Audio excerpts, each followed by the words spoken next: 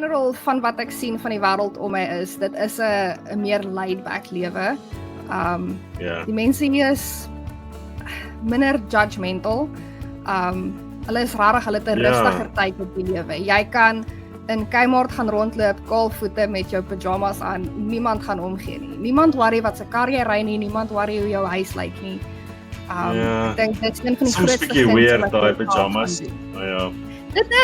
Dit vat iets om aan gewoon te raak, maar dis die grootste guns wat jy jouself gaan doen is om te laat gaan van die mental block, ek dink wat baie van die Suid-Afrikaners het is, jy dink jy moet 'n sekere leefstyl hê om suksesvol gesien te word in ander mense se oë. Mense hier net nie om nie.